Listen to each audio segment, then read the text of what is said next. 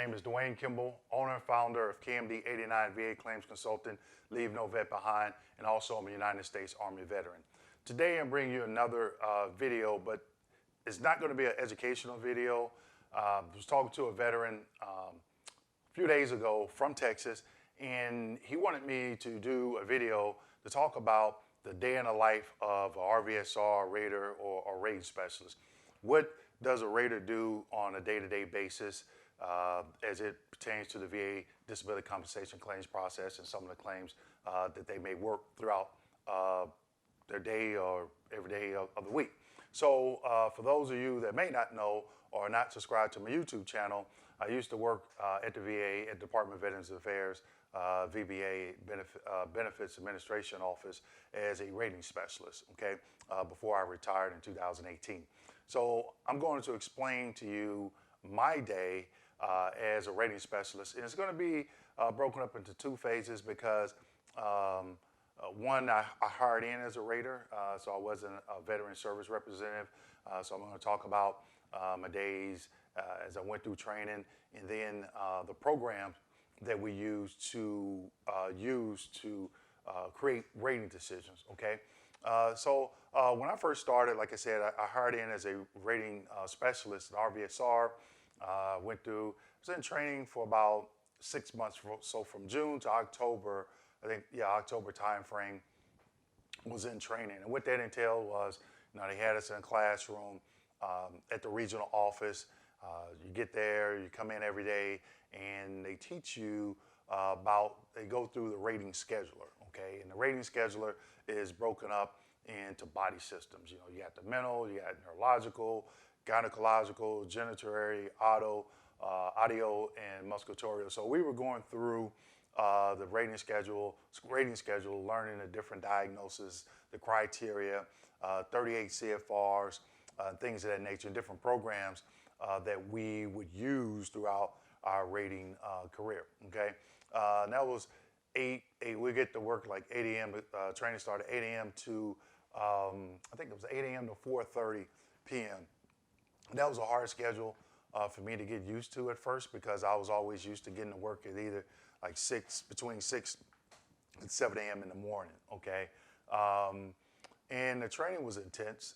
Like I said, I hired in as a rating specialist, so I wasn't a claims examiner, a CA, a claim assistant, or veteran service representative. So it was really challenging to me because this whole medical field, medical terminology was something new to me. But nonetheless, I was able to pick it up and move on. Okay, so we were in training, and then back then they were sending us to Baltimore to SEAL, Central Office, for a 2-week training where we got a little bit more in depth into the rating schedule. And that was a little bit fast-paced because the instructors were coming in, they were talking about different body systems, and they were moving at a fast pace, but nonetheless, it was very good training. So when we came back from challenge training and we came back from challenge training back to the region, came back to our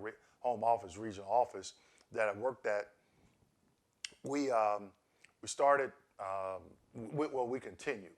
We got a little bit more training in the different programs that we'd be using and how we would be using those throughout our day. One of the programs particularly was RVA 2000. A lot of people may not know that it's no longer used by the VA. Now has been since been replaced with VBMS, VBMS-R. VBMS and VBMS-R is different. VBMS-R is where the raters work, I would say 95% of the time, because that's what program we use to create the rating decision for the vet, okay? So we were using RVA 2000, and I remember started rating, it had to be October. I want to say late September, maybe October. But before we started rating, there was about a month and a half where they just had us requesting exams. So every day we would come into the office being new raters, and we would just request exams. And for the first week or two, it was really exciting because we knew we were going to eventually be doing this as part of our job, so it gave us that added training. But after the like third or fourth week, I mean, it was just too much because that's what you were doing every day. But it was very helpful later on, well, throughout and later on in my career at the time I spent at the VA. Okay, so then we started rating, and the first day, I mean, we knew which day we were going to start rating our first cases, and they had us in a small room. We had three of us to a table, and we had a couple of bookshelves, and we were given digits. Okay, so it was like, I think the last two digits of the veteran Social Security number. So no, I take that back. We would have to go up to the shelf and pick the next claim in line, and we were all hoping that, you know, you see this 3-volume claim file for this particular vet, and you're like, man, I hope I don't get that, because you knew you're going to look at a lot of information. But when we first started rating, we were not on a quota. Okay, I can't remember exactly how long. Maybe I take that back. When we did start rating, I think it was maybe 30 days that we weren't on a quota, and then we did go on a quota. But nevertheless, we started rating. We were on second signature. And what second signature is, once you complete a rating, you print out. We had to print out a white rating decision, put it back on top of the file, and put it on the shelf for someone to look at to make sure that what we did was correct. If it was correct, they would give you the go-ahead to print out a blue copy that was kept in the veteran's claim file, and then you go ahead and send it to the VSO for them to review it and sign off on it. Then the rating decision went out to the veteran. And I think I was on second signature maybe 8 months, if that, maybe 6 to 8 months. But it gave me a lot of time to work a lot of the harder cases, because once you come off second signature, that's it. You know, the quality department may pull it for a quality review, maybe not. So once you sign it, it was going to the vet, whether it be right or wrong. And again, unless somebody from quality pulled it, but if somebody from quality pulled it, it already went out to the veteran. So, you know, it may be 2 or 3 months down the road. They may say, oh, you made an error. You know, it'd be June. You made an error back in February. You got to correct it. Okay, then you got to spend time doing that, and you don't get credit for it. Okay, so we're on second signature, and you have a quota, but over a 24-month period. Okay, you start at the bottom of that quota, and every few months it goes up, and then at the 24-month period, you're on full production, meaning if the quota is 3 points a day or 8 points, production points a day, that's where you're at. You have to make that maximum production points for that particular day, okay? And that's very important, because I want everybody to understand every position you're on a quota, especially raters. You have to do so many claims to reach that production quota, okay? Daily production quota, all right? And that changed throughout the career. So again, get to work. I was, when we were requesting exams, I requested exams, and you take your break, your lunch or whatever, 4:30, you log off your computer, and you go home. I was fortunate enough to change my schedule once I started rating, and I started going in the office at 6 o'clock in the morning, okay? And it was quiet. I had a good hour and a half to kind of think, and before a lot of other people started coming to work. And I remember the first thing I would do, log into my computer, okay? Check my email, see if I had any, scan through my email, see if I had anything pertinent, any training that was required. And then I would open up all the programs. So as I'm reading my email, I'm looking at we had 2 computer monitors, and I'm looking at the second one because I'm opening up all the programs I'm going to use throughout the day, making sure I can get logged in and things of that nature. So sometimes I wouldn't even get through all my emails because whenever my start time was 6 a.m., 7 a.m., I'm on the treadmill, I'm running. I'm opening up the claim. And back then when I first started, we had all paper claims. Okay, everything was paper. So you had to sit there and you had to thumb through. And I remember having a Sharpie. I think I still have it. Remember having a Sharpie with a, yeah, here it is. Yeah, this is it. Sharpie with one of those little thumb, rubber thumb things on it. Okay, you put that on top of here and you just flip. Okay, so as you're flipping through the different claims, it makes it it helps to go a lot faster. Okay, and I remember when I first started, I would bring my lunch, so I never would even go to the cafeteria. I would go maybe get a cup of ice and water, come back to my desk, eat real quick, and get right back on it.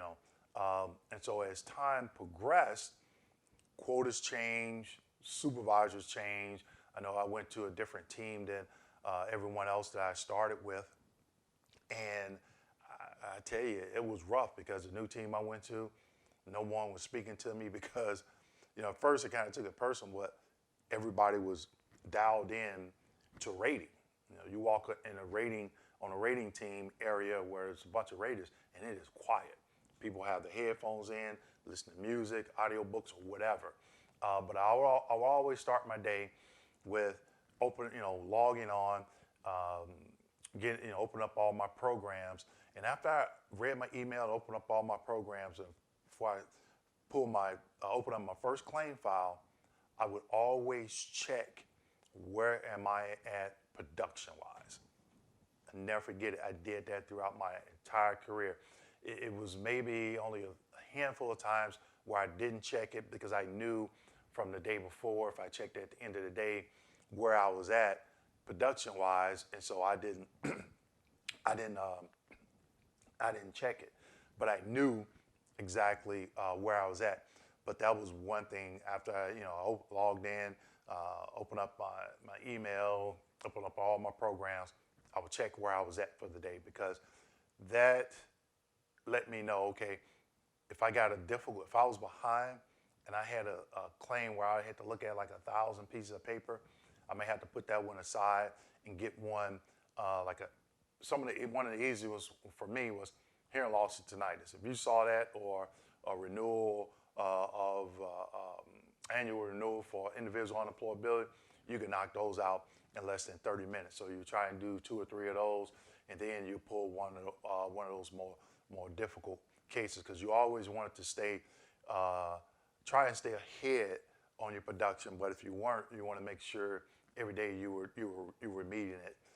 So at the end of the month, that last 2 or 3 days, you didn't want to be 10 points behind. If you were, you knew you weren't gonna catch up because you were gonna get all difficult cases, So you always want to make sure you knew where you were at production-wise. And then I pulled the first claim. I remember one of the things, I had a Word document. A lot of people will write down things that they looked at. I would create a Word document, and it was just a template, and it was like the vet's name, dates of service, items being claimed, whether they were new, reopened, if it was something on appeal, or something that nature, and then the evidence section. So every piece of evidence that I would look at, I would make a note of it. It was received on this day, and I would use that template. So once if I was reviewing it for an exam, then that would help me build the 2507 medical request to submit to the VA CMP office for a CMP exam, okay? So I would do a lot of copying and pasting, and that template, I used it throughout my entire career. So I'm in the case, I'm looking at it, and if I'm requesting an exam or if I'm deferring it back to a VSR for more development, or whatever the case may be, and then I pull my second claim, and I start in on that. Mondays was always kind of rough because I was going into the office every day, and you got to get caught up with other people. Hey man, how was your weekend? Oh, it was good. A little chit chat, and that'll be like a couple of minutes, and you're back at work. Sometimes, you would have meetings, team meetings, where you would have to go into one of the not break rooms, but conference rooms, and they would talk about, your supervisor would tell you about, priority cases, for the next 2 or 3 days, you need to be requesting exams, or they had a day where all raters just requested exams. You didn't rate, you just requested exams, okay? I don't know if it's still like that. Before I left, it wasn't. I don't know if they went back to it, but it always would keep me having work coming back. So I would have requested exams for the veteran to go out for compensation and pension exams, and then when those came back and they were assigned to me, I had work where I could, actually rate the claim, okay? And that was pretty much my day. I would just out throughout the day, me personally, I would just finish one case, go on to the next, finish one case, go on to the next. Sometimes I would get assigned a rater hearing where a veteran requested a hearing and want to come in. And I always make sure when I had those, I would reach out if they had a representative.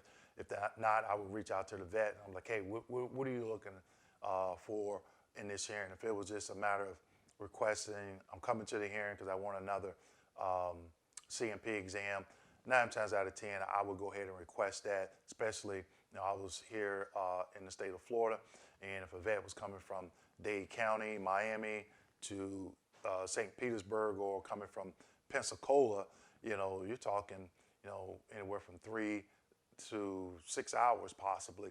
And if I could prevent that veteran from making that drive, by, requesting another CMP exam if they were entitled to it, then I would do that, okay? So if you had a hearing, then, you would break off and you would go and do your hearing, which is an hour. And then after that, come back to your desk, guess what? You got another file waiting on you to work, whether you're requesting an exam or doing a rating decision. And pretty much throughout the day, that's what I did. On Wednesdays, we had what they call cover files, and so what you had to do, each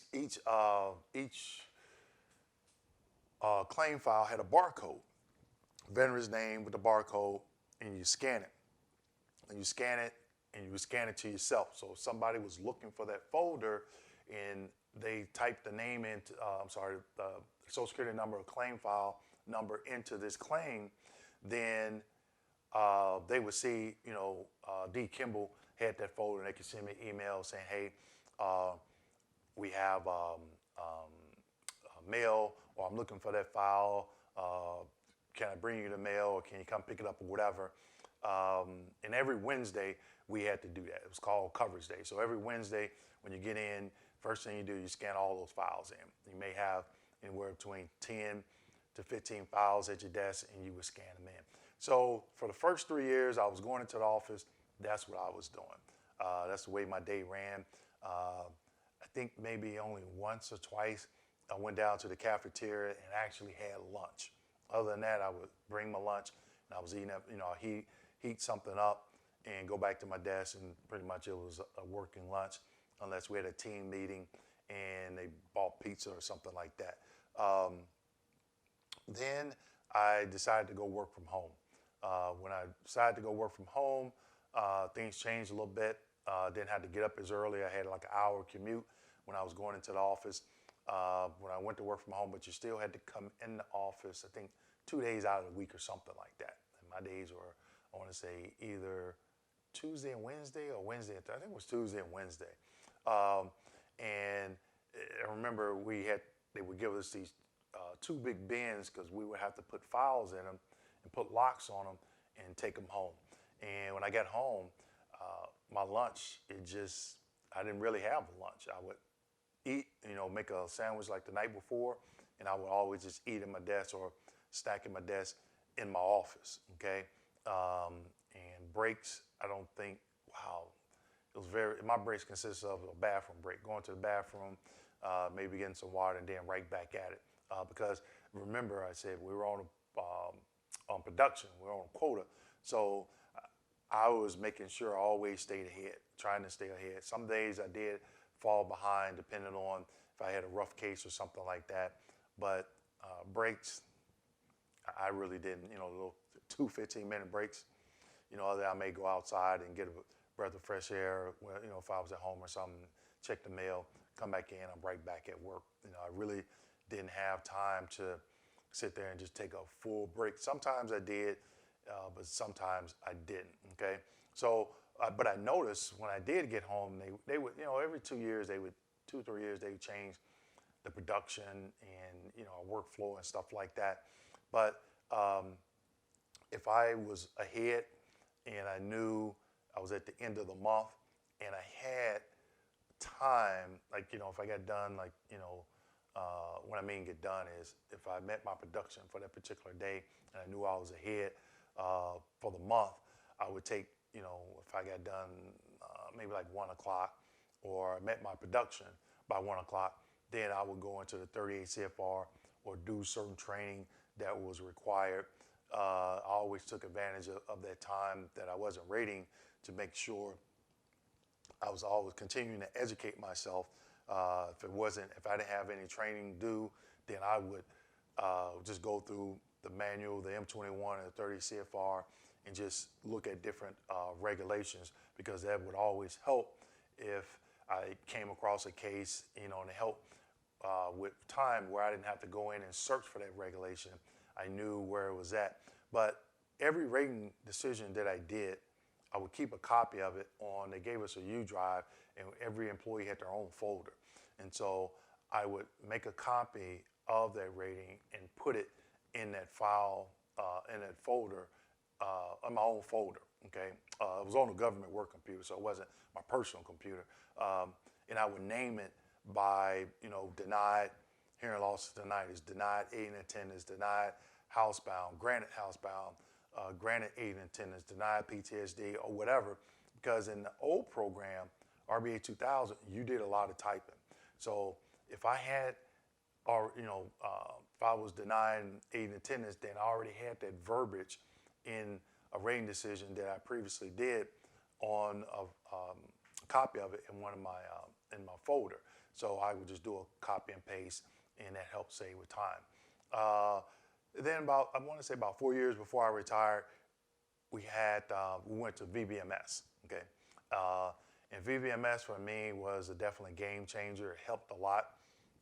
You didn't have to do as much typing. You could do rating decisions a little bit faster, just depending on what the veteran was claiming. But they decided to raise our production, and I'm like, wait a minute, I really didn't understand it, because even though it was making things easier for us, a little bit easier, and we were able to get through the rating decisions completed a little bit faster, the time that it may take you to go and research a court case, the M21 or the 38 CFR, that piece did not change. You could be in there easily an hour, hour and a half, trying to find something, looking, trying to interpret. Once you find it, trying to interpret it and relate it to the case that you were working on at that particular time. So they raised the quota. I think for the last time I was there in July 5th, 2017. And for the first 3 months, I did not make my quota.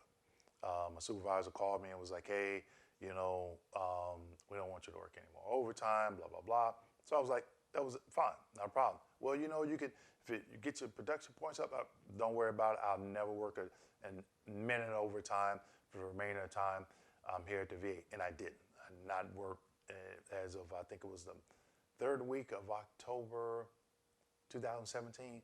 From the time I retired, I never worked any more overtime, just because they didn't understand that you raised that quota. And I was literally, it was days I wasn't even taking a break or lunch.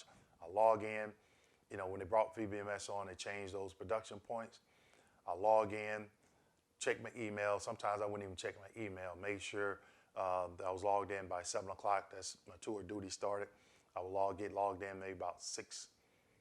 Started trying to log in maybe like 6:50, because sometimes you always had to reboot your computer. It wouldn't log you on to the server, and then you're struggling because you knew 7 o'clock. I knew 7 o'clock was coming up real quick, and they'd be like, "Oh, you didn't get logged in," and they really didn't care about computer issues, But it happened. So I get logged in. It was days I would or I wouldn't check my email. I would check it periodically throughout the day, but not all the time.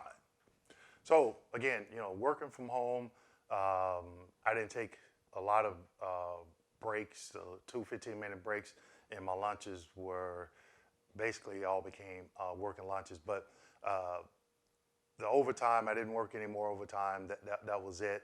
And my supervisor said, "Well, you missed the quota for the last 3 months," but no one was concerned of why I missed the quota. And the reason why I missed it because I was rating the same way I was told or taught to rate back when I first hired in.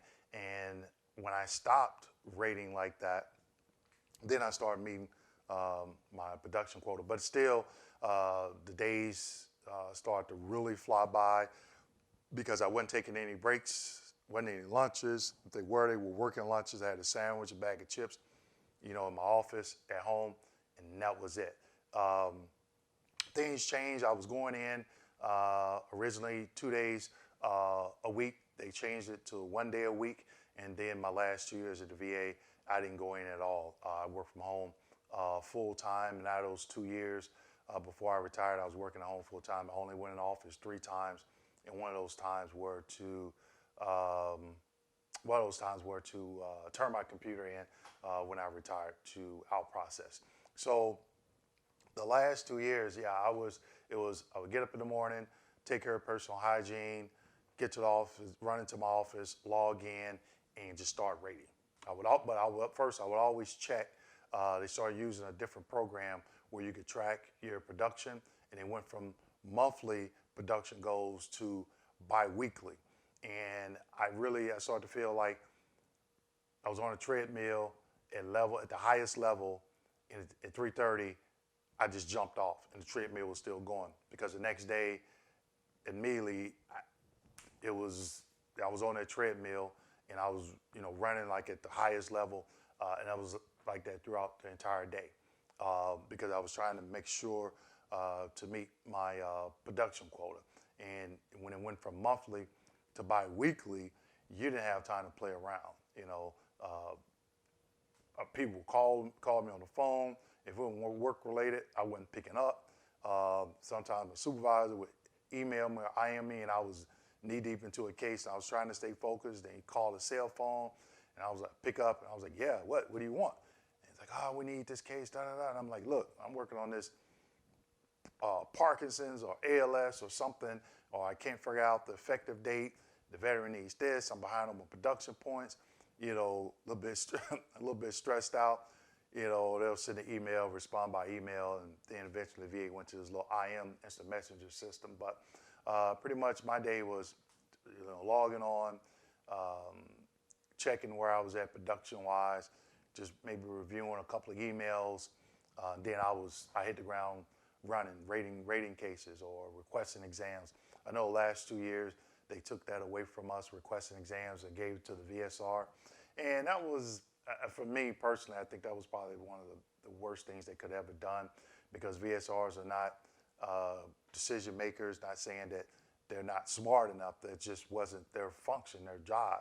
And when I request an exam, I'm requesting it on a certain basis of something that I may see or in the record. So that made it a little bit difficult, because you could get a claim where they're thinking that it's ready for a decision. You spend an hour looking at it. Nope, you have to send it back. And now, instead of trying to get 8 hours of production points in 8 hours, now you have to try to get the same amount of production points that you need in 8 hours in 7 hours. Okay, and then you really started rushing. So if you knew you were at the end of that pay period and it was at Friday, and you knew you weren't going to be working overtime on that Saturday and the pay period ended that Saturday, you weren't doing nothing but rating. Nothing. It's like going down the interstate doing 100 miles an hour, just flat out rating. And somebody else's, you could probably talk to another rating specialist, and their experience could be a little bit different, but that was mine. Worked with a lot of good people, and some people I prefer never to talk to again or work with, but that was a day in life for me as a rating specialist. I know some people might be like, well, why did you do this video? Really didn't make sense, but someone called me, talked to a veteran from Texas, and he wanted me to just talk about my day in the life, my experience as a Raider, and that's pretty much it. You know, it sounds kind of boring. You know, think about it, it sounds boring to me, but I can remember certain cases of claims that I worked that really touched me. But it, you know, it was my job. You know, and I took pride in it. And made sure that I tried to be as educated as I can and always give reasonable doubt to the veteran. I know sometimes a lot of veterans don't think they get that, but I tried to do it because I knew there may be other Raiders that didn't look at it that way. So I want to make sure that every veteran that I touched, I gave them the benefit of the doubt, made sure I gave them the due process that they deserve. So, hey, I hope you enjoyed this. Like always, please like, please like, subscribe, and share, and hit the notification button so you can get notified when I upload other videos. And also, if it's something that you would like for me to talk about, and it's something I don't discuss in my monthly educational training, I'll do the research and possibly do a video on that. And one last thing, I've been getting a lot of questions as it pertains to DBQs, okay?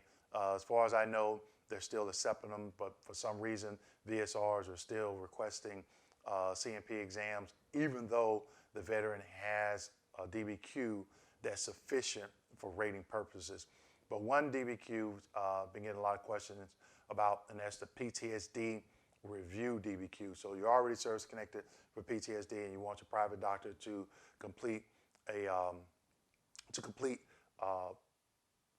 DBQ for increase in PTSD. So what I decided to do, I'm going to do an hour training just on the PTSD review DBQ. I'm going to go step by step for each section and explain it, okay? I've already filled out one. It's just a draft, a John Doe veteran, for a John Doe veteran. So I'm going to list the description to the Eventbrite that I do all my training on. I'm going to put that link down below so you can sign up, and I'm going to limit it, okay? I am going to limit it, the seating to 15 veterans. So as soon as you see it, as soon as I post this video, I'll put the link in the description section. Make sure you sign up. And if you do attend, if you can't attend, you know, let me know, and I'll remove you from that list so that way another veteran can get that spot and get that training. So I figured I would do this because I get a lot of calls about the DBQ. What does it look like? What does this mean? What is the stuff that you put in some of the DBQs that you presented, or you presented to the VA. So I want to do an educational training on that. So it'll be for the PTSD review DBQ, okay? So definitely you want to make sure you sign up. So again, please like, subscribe, hit that notification button. Please share this video, and also feel free to leave a comment, and be on the lookout for my other educational trainings that I do the first of the month, the first Wednesday and first Saturday of each month, unless it's a holiday. So again, thank you for watching this video. Thank you for your service, and have a great day. Thank you.